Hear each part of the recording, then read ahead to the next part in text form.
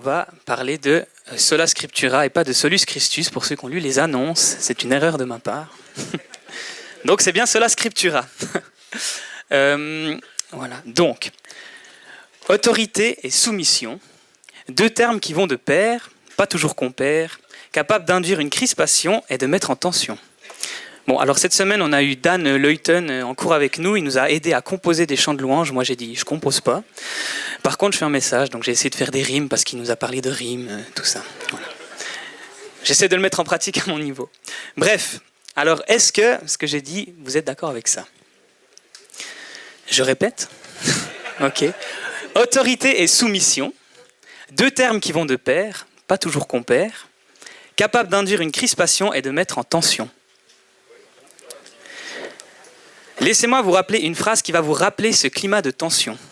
Aussi vite que possible, mais aussi lentement que nécessaire. Ça vous fait rire, hein? Est-ce que je dois vous rappeler aussi quand nos autorités nous interdisaient de nous rassembler à plus de 5 personnes? Ça rigole un peu moins. Quand vos activités étaient restreintes, si vous ne présentiez pas votre sésame acquis à coups de piqûre.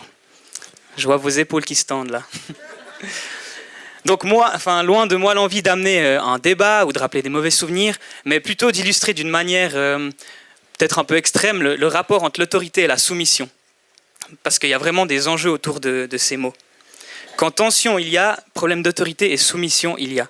Je pense que si on examine nos relations, on regarde que dans la plupart des cas, quand il y a une tension, c'est parce qu'il y a un rapport d'autorité et de soumission qui est en jeu. Qui va gagner? Le président ou le peuple? Le patron ou les employés? Les parents ou l'enfant? La tradition ou les écritures? Vous voyez où je veux venir? Donc, sola scriptura. Sola scriptura, c'est l'expression latine qui désigne le principe protestant selon lequel la Bible est la seule autorité, l'ultime autorité à laquelle le chrétien doit se soumettre. Ah et non, soumission, pas ce mot. Parce que, pour votre culture générale, enfin déjà, premièrement, sur les 5 solas, c'est la première expression qui a été formulée. Mais ça, je ne suis pas sûr que mes collègues le savent, sinon je serais passé en premier.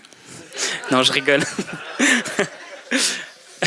Mais revenons-en à ce terme de soumission. Laissez-moi affirmer ceci. Il y a une corrélation entre le fait de se soumettre à une autorité et la confiance qu'on lui accorde. Est-ce que vous êtes d'accord? Et avec Dieu, c'est la même chose. Comment est-ce qu'on peut se soumettre à sa parole? Comment considérer la Bible comme seule autorité si je n'ai pas confiance en l'auteur? Quelle légitimité est-ce que je vais accorder à ces textes aujourd'hui dans ma vie? Comment croire avec conviction que Dieu a donné son Fils pour me sauver? Comment est-ce que je vais réaliser finalement que je suis pécheur aussi? Comment est-ce que je vais obéir à cette parole et pourquoi? Pourquoi est-ce que j'obéirais aux commandements qui me disent de pardonner, d'être honnête, de respecter mes parents, de ne pas irriter mes enfants, de ne pas être une pierre d'achoppement, d'être lent à la colère, riche en bonté, lent à parler, d'aimer mon prochain comme moi-même? La liste est longue, mais en gros, pourquoi est-ce que j'accorderais l'autorité à un texte qui me demande, en gros, de lui donner tous les aspects de ma vie? Parce que c'est bel et bien ça, finalement, la Bible, c'est la reconnaître comme parole de Dieu, lui accorder cette autorité et puis s'y soumettre. C'est donner chaque partie de moi pour qu'au travail, je respecte mon patron, j'encourage mes collègues, je sois patient avec mes enfants, avec mon conjoint, que je l'aime, que j'aime mes ennemis. C'est laisser cette parole nous former et nous transformer. Et ce que je peux affirmer, c'est que non, je ne donnerais pas ma vie à des principes si je n'étais pas convaincu de leur origine divine, si je n'étais pas convaincu que c'est Dieu lui-même qui les avait inspirés. Parce que même en étant pleinement convaincu, parfois, j'ai un peu de peine à rester soumis à cette volonté. Donc, voilà comment on va essayer de procéder ce matin. La Bible, elle dit qu'on est corps, âme et esprit. Et je pense que pour se soumettre à des écritures, à ce qui a en fait finalement marqué sur du papier, ça demande de prendre en compte tout notre être. Et puis, si c'est assez facile de séparer le corps de l'âme et de l'esprit, je pense que c'est plus compliqué de distinguer un peu ces deux derniers. C'est dur d'affirmer avec exactitude ce que c'est l'âme et l'esprit. La Bible, elle n'est pas claire à ce sujet. Mais on a tendance à associer l'esprit à ce qui est rationnel, à ce qui est la raison. Et c'est comme ça qu'on va commencer en fait cette matinée. On va regarder et examiner en fait d'où nous vient la Bible. Alors il y a un nouveau. Super. Je vous ai mis la réponse. Vous ne pouvez, enfin, peut-être vous n'êtes jamais posé la question, mais la Bible telle qu'on la connaît aujourd'hui, elle n'a pas toujours été comme ça. Il y a longtemps, si on remonte à un sacré moment, il y a un gars qui s'appelait Moïse. C'est lui qu'on admet qu'on reconnaît qu'il a écrit les 5 premiers livres de la Bible. Il n'avait pas de Bible du coup. Et ça me fait rire en fait quand je pense à ça. Je me dis ça devait être compliqué. À cette époque, nous on a la Bible, lui il n'avait rien. Mais il a bien fallu commencer quelque part. Et du coup, en fait, ma question c'était, est-ce que quelqu'un sait quels étaient les premiers textes que le peuple d'Israël a reconnus comme étant inspirés divinement par Dieu? Du coup, vous avez la réponse. Tip top. Les 10 commandements. Donc à ce moment-là, le peuple est sorti d'Égypte où il était esclave et il marche dans le désert. Alors je vais essayer de faire un résumé très court. Excusez-moi si je mets certains détails. Je ne peux pas résumer toute l'histoire de la Bible en quelques minutes, mais je vais essayer d'être le plus clair possible. Donc il sort d'Égypte où il était en esclavage. Il est en marche dans le désert et peu après s'être enfui, il arrive au mont Sinaï et c'est là que Moïse il reçoit les 10 commandements. Ça, on le trouve relaté en Exode 20. En Exode 31, 18, on lit que Moïse reçut de Dieu, ça c'est le verset, les 2 tables du témoignage, tables de pierre écrites de la main de Dieu. Alors ce qui se passe, c'est qu'ensuite Moïse y redescend du mont Sinaï, il brise les tables, il en refait lui-même 2 nouvelles, et puis en Exode 34, on lit, c'est confirmé que Dieu y écrit les paroles qui étaient gravées sur les premières. Donc ça, c'est les premières paroles considérées comme inspirées de Dieu. Puis en Exode 40, 20, on lit que ces tables de la loi, elles sont placées dans l'arche de l'Alliance, qui elle-même sera plus tard placée dans le tabernacle, puis dans le temple. Bref, donc l'histoire continue. Plus tard, on a Moïse qui va écrire les 5 premiers livres de la Bible, donc Genèse, Exode, Lévitique, Nombre et Deutéronome. Et en Deutéronome 31, 24, 26, c'est explicitement mentionné que ce livre, il est placé à côté de l'arche de l'Alliance. Donc Deutéronome, ça signifie 2e loi. Ce livre, il est placé à côté des 10 commandements. Ensuite, après Moïse, il y a Josué. Josué, donc, lui, c'est écrit en Josué 24, 26, qu'il consigne ces choses par écrit dans le livre de la loi de Dieu. Donc il ajoute en fait à ce que Moïse il avait écrit, c'est mis à côté aussi à côté de l'arche de l'Alliance. Ensuite, nous avons Samuel qui, en 1 Samuel 10, 25, c'est écrit dans un livre qu'il place dans le lieu saint. Donc le lieu saint ici, ça fait référence à l'emplacement de l'arche de l'Alliance. Donc il complète en fait encore une fois ce que Moïse et ce que Josué ils ont écrit. On continue, on fait un petit saut. Jérémie 32, où on lit « Voici ce que déclare l'Éternel, Dieu d'Israël, consigne par écrit dans un livre tout ce que je t'ai dit. » Alors, je ne vais pas faire tout le processus, mais ici, on voit comment les textes qui sont considérés comme inspirés par Dieu, finalement, ils commencent peu à peu à constituer ce que nous, aujourd'hui, on appelle l'Ancien Testament. Et en fait, ici, on remarque que personne ne se pose la question de la divinité de ces textes. Et on a un peuple entier qui reconnaît la divinité de ces textes, qui ne se pose pas la question. Aussi, ces textes, ils sont placés dans le lieu saint. Donc, c'est un endroit qui représentait la présence de Dieu sur terre. Donc ces textes, ils étaient dans la présence de Dieu. Et on voit aussi les rituels de purification que le prêtre il devait faire pour entrer dans ce lieu, pour être saint. Donc ça montre à quel point tout ce qui se trouve en fait dans ce lieu, ça devait être saint. Donc le temps avance, on arrive à la période des petits prophètes, Agé, Zacharie, Malachi. Et Malachi, c'est le livre qui clôt l'Ancien Testament. Et à ce moment-là, on se situe vers environ 435 avant Jésus-Christ. Et plus aucun texte ne sera admis comme inspiré de Dieu et qui appartient à l'Ancien Testament. Et c'est là qu'en fait ça devient un petit peu délicat, c'est que dans cette période d'environ 400 ans, donc la fin de l'écriture de ce qui est raconté dans Malachi, et la venue de Jésus sur terre, il y a un trou d'à peu près 400 ans. Et puis, on a en fait, les Juifs, ils n'écrivaient pas que des textes bibliques. Il y avait des écrits, il y avait d'autres choses qui n'étaient pas inspirés de Dieu, mais qui étaient écrits. Et puis, dans un de ces écrits, qui s'appelle Maccabée, dont 1 Maccabée 4, 45-46, ça a été écrit dans une période à peu près en 100 avant Jésus-Christ. Il est écrit au sujet d'un autel profané, qu'ils le démolirent et déposèrent les pierres sur la montagne de la demeure en un lieu convenable, en attendant la venue d'un prophète qui se prononcerait à leur sujet. En fait, pendant cette période-là, ce trou de 400 ans, on le lit même dans Maccabée, c'est une période que les Juifs considéraient comme où il y avait personne qui était revêtu de l'autorité de Dieu. Donc de facto, qui n'était pas considéré comme un prophète, et donc on ne pouvait pas écrire un livre considéré comme inspiré de Dieu et l'ajouter à ce que aujourd'hui nous on appelle l'Ancien Testament. Les prophètes, ils avaient en fait dans l'Ancien Testament, à cette période-là, un statut particulier parce qu'ils parlaient vraiment, ils étaient reconnus comme parlant avec l'autorité de Dieu, et ils étaient reconnus en fait par le peuple. Et en fait, c'est ce que j'ai lu dans Maccabée, c'est ce que en fait ça signifie. C'est reconnu qu'en fait, à cette période-là, il n'y avait pas de prophète, il n'y avait pas quelqu'un qui était reconnu parlant avec l'autorité de Dieu, si on veut.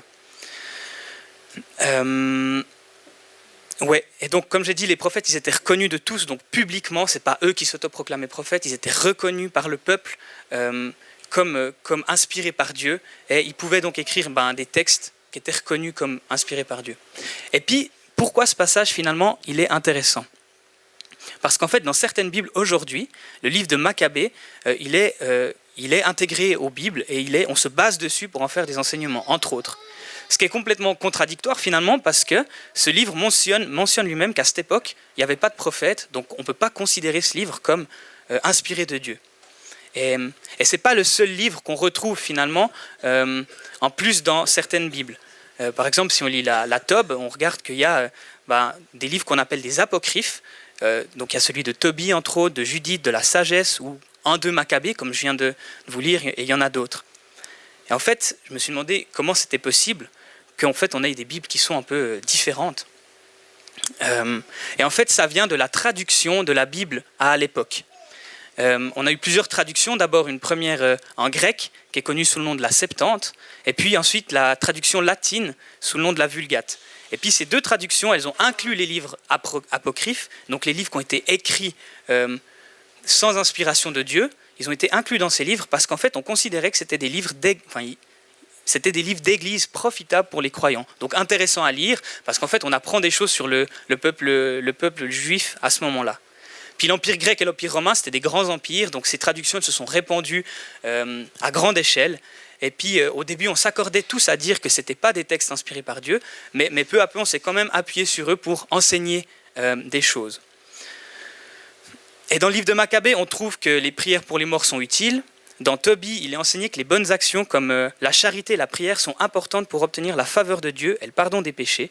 Donc par exemple, si on lit Tobie 12, 8, 9, on lit « La prière est bonne avec le jeûne, et l'aumône vaut mieux que l'or et les trésors. Car l'aumône délivre de la mort, et c'est elle qui efface les péchés et qui fait trouver la miséricorde et la vie éternelle. » En fait, c'est ce qui va être enseigné ou repris en fait, pendant pas mal d'années. Et puis, qu'est-ce qui se passe dans les années 1500 ? On a la Réforme. On a un prêtre du nom de Martin Luther, qui est un petit peu critique avec les enseignements et les traditions de son temps, qui va en fait apprendre l'hébreu et le grec. Parce que lui, son but, c'est de proposer une traduction allemande de la Bible, mais il a envie de revenir au texte d'origine. Et puis en fait, de cet exercice-là, d'aller chercher dans les textes d'origine, en fait, ce qui va découler, c'est que ces apocryphes ils vont être relégués. Ils vont être relégués. Et puis lui aussi, il va exprimer que ces textes sont moins importants que le reste, mais utiles à la lecture, mais pas pour établir des doctrines de foi. Et puis c'est là qu'on commence un petit peu à comprendre ce que sola scriptura, ça signifie. C'est que dans une époque chargée de traditions, dont certaines basées sur des textes qui n'étaient pas inspirés de Dieu, sola scriptura, ça veut dire remettre les Écritures au milieu du livre, si je peux me permettre l'expression.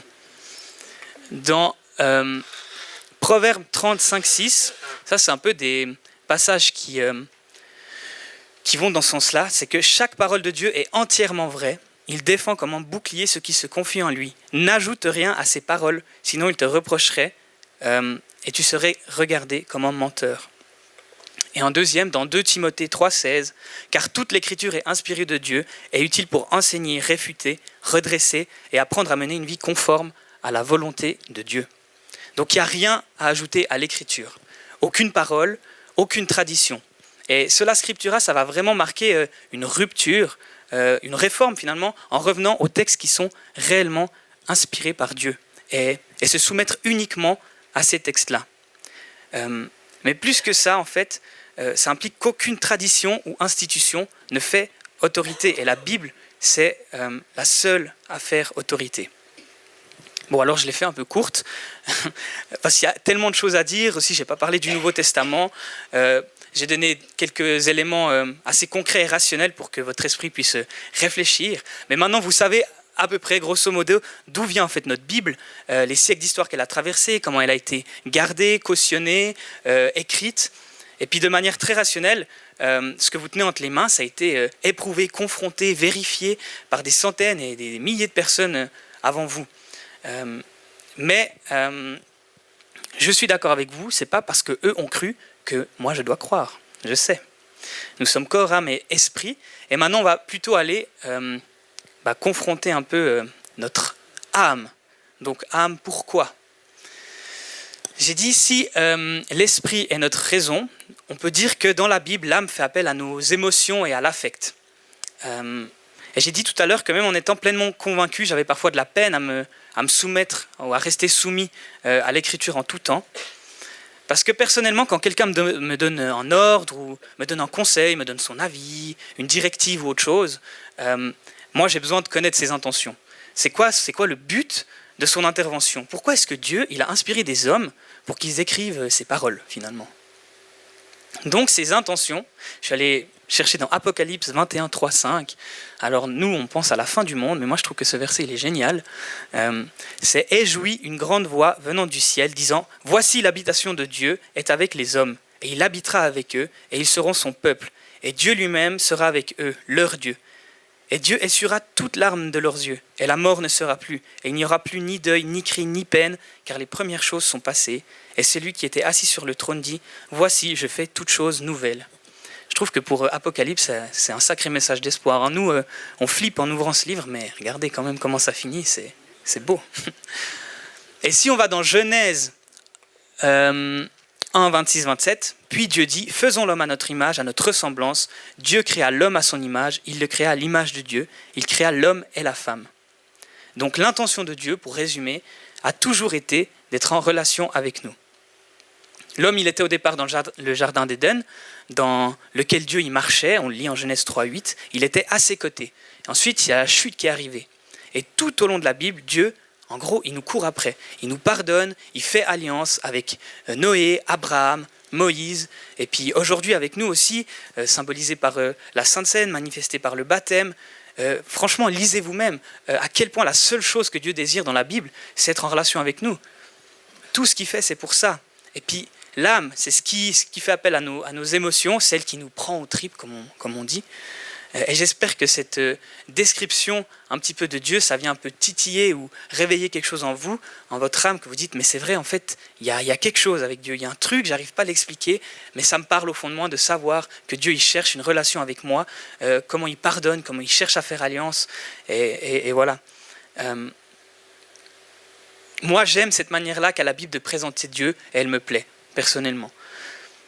Mais après, voilà, parfois on pense à notre réalité et on réalise que notre âme et notre esprit, quand ils sont un peu mélangés, quand ils travaillent ensemble, ça peut faire un cocktail explosif, suivant les expériences de vie qu'on a.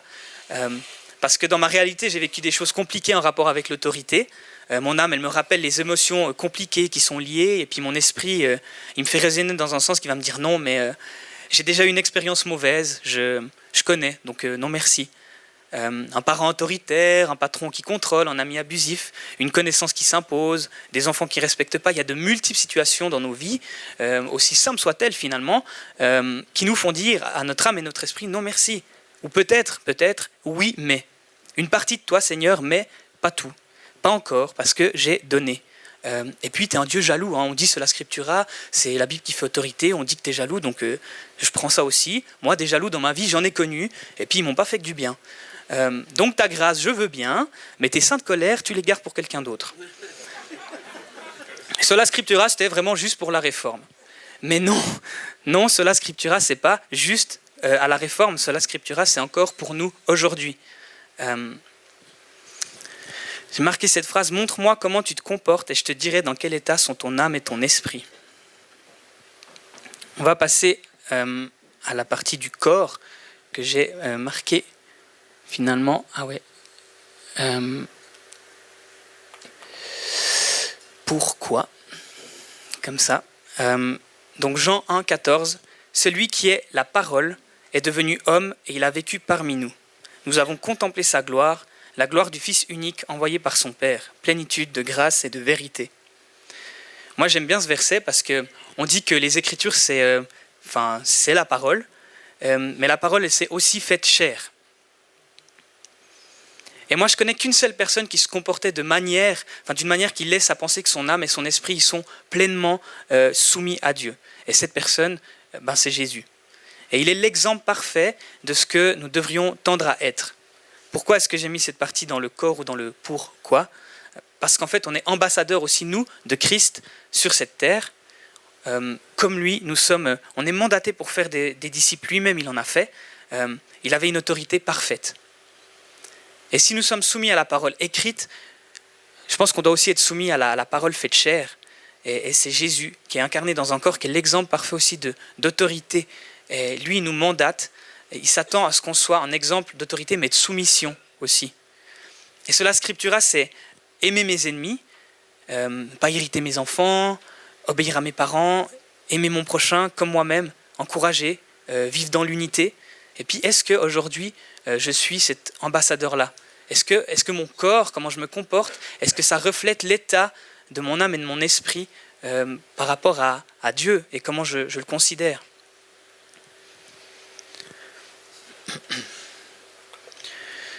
Romains 12, 1.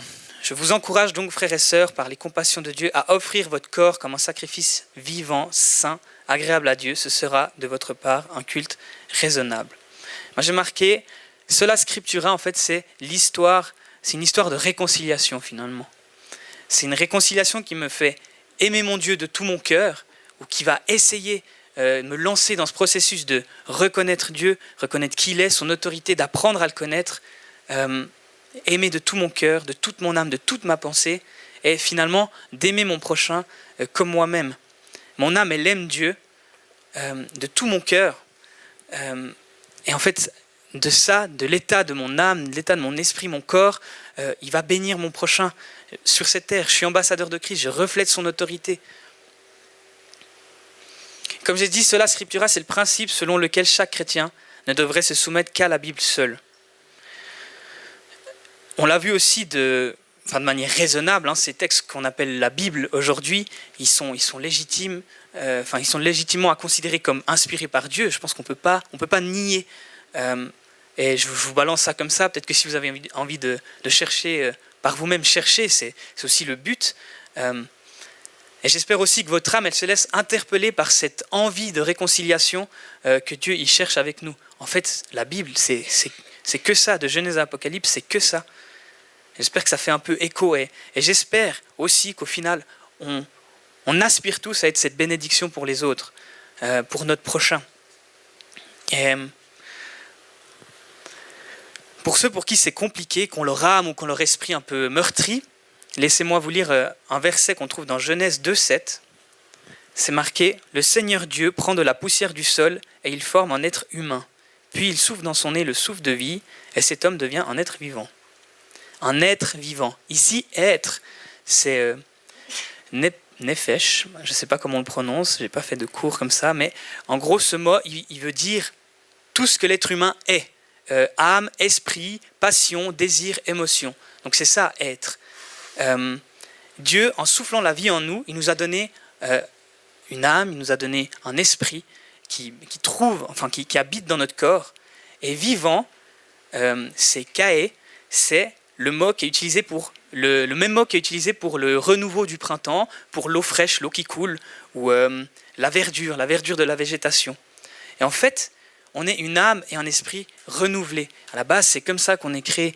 Et on a vu pourquoi l'intention de Dieu, c'est de nous renouveler et de nous réconcilier avec lui.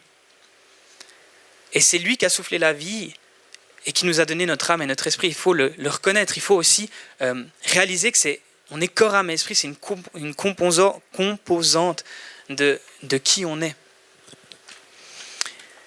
Et puis c'est vrai, sola scriptura, on pourrait en parler dans plein de sens. On pourrait faire de l'apologétique, montrer comment l'autorité de la parole, comment la parole et son autorité se révèlent par elle-même, comment, dans plein de manières. Mais je pense que l'accent ce matin, c'est plus vraiment la réconciliation avec Dieu dans un monde où l'autorité aujourd'hui et le mot autorité et le mot soumission, ça nous crispe profondément, et on a un Dieu qui recherche vraiment à ce qu'on se soumette à lui. Et peut-être que nous, on a vécu des mauvaises expériences en rapport avec l'autorité à n'importe quel moment de notre vie, je ne sais pas, ou quelque chose qui nous empêche de nous soumettre parce que voilà, on est crispé, qui nous empêche de nous soumettre complètement à Dieu. Et je pense que ce verset de Genèse qui appelle à un renouvellement, qui appelle à un renouvellement de notre âme, de notre esprit, il est bon à prendre ce matin pour chacun d'entre nous aussi. Et puis j'aime bien ce mot soumettre, parce que si on inverse les syllabes, ça dit mettre sous. Et puis personnellement, je veux bien me mettre sous la protection de Dieu que j'acquiers en me soumettant à sa parole finalement. Et je pense qu'il faut voir les choses dans ce sens-là. Et quand je suis soumis, en fait, je me mets sous sa protection.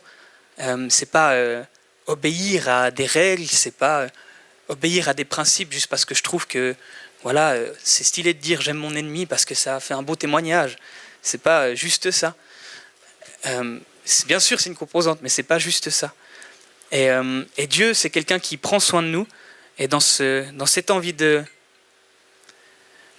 vous puissiez lui faire confiance pour vous plonger en fait dans sa parole et de prendre tout ce qu'il dit, pas juste les belles choses. Aussi que voilà, c'est un Dieu qui se met en colère, c'est un Dieu qui est jaloux. C'est un peu compliqué des fois à comprendre ça, mais apprenez à le connaître et faites-lui confiance. Et puis mettez-vous sous sa protection, voyez-le de cette manière-là aussi. Et en fait, c'est ça, cela scriptura. Quand on se mettait sous la protection d'une institution où on devait payer quelque chose pour avoir l'impression d'être sauvé ou pardonné, c'est pas se mettre sous la protection de Dieu, c'est se mettre sous la protection d'un principe. Et on n'est pas là pour juger ce qui s'est fait, parce que je pense que des petits principes auxquels on se soumet en pensant que voilà, ça va nous sauver, il y en a peut-être quelques-uns dans nos vies. Mais je suis pas là pour dénoncer ça, mais plus vraiment dans cet aspect de faites confiance à Dieu, et puis plongez-vous dans sa parole, et puis il va se révéler à lui. Et puis si vous doutez, cherchez, confrontez. Enfin, je veux dire, on n'est pas fait pour... Dieu, il veut pas que vous disiez oui, amen à chacune des paroles qu'il y a dans sa parole, finalement. Soyez en relation avec lui, confrontez, et puis faites-lui confiance. Vraiment. Donc, je pense que je vais prier pour ça. Si vous voulez fermer les yeux, ça peut être une bonne chose.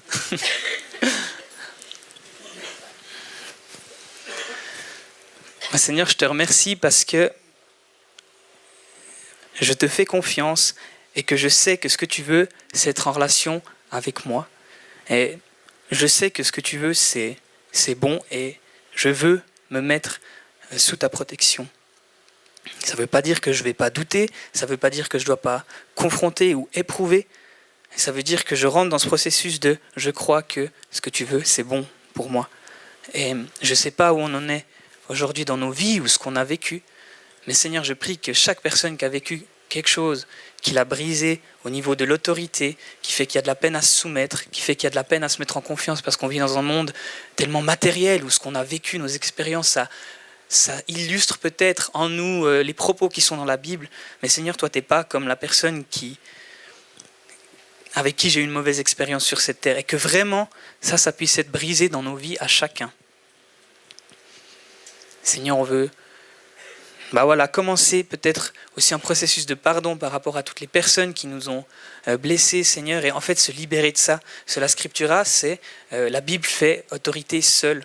Et je veux me soumettre à ça. C'est toi mon big boss, c'est toi mon patron. C'est toi qui es bienveillant avec moi. Et je te fais confiance que tu l'es vraiment, même si je ne comprends pas tout, parce que ce n'est pas mon job de tout comprendre. Seigneur, je te prie que tu puisses descendre sur chacun d'entre nous ce matin, et que, peut-être concrètement, il y a des choses qui doivent être vécues dans le pardon, dans la confiance, et que tu puisses montrer et révéler à chacun ce matin sa part de concret dans la vie. Je prie profondément qu'on le voit tout au long de la Bible, à quel point de notre cœur découlent nos actes aussi, Seigneur, et qu'on puisse transpirer cette bonne autorité que tu es, cette justesse que tu es, cette sainteté que tu es, cette justice que tu es, mais cet amour aussi, cette grâce que tu es. Seigneur, qu'on se soumette à ça uniquement.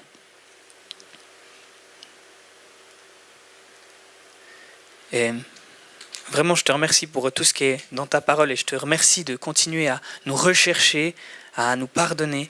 Et c'est vrai, on a fait alliance avec toi et on est membre de cette alliance et ça veut dire que jamais on se placera trop loin pour que tu puisses venir nous rechercher. Et je te demande qu'on ne profite pas de ça non plus. Parce que parfois on est doué pour profiter de ça. Seigneur, je te prie pour l'humilité aussi dans les cœurs. Parce que tu fais grâce aux humbles.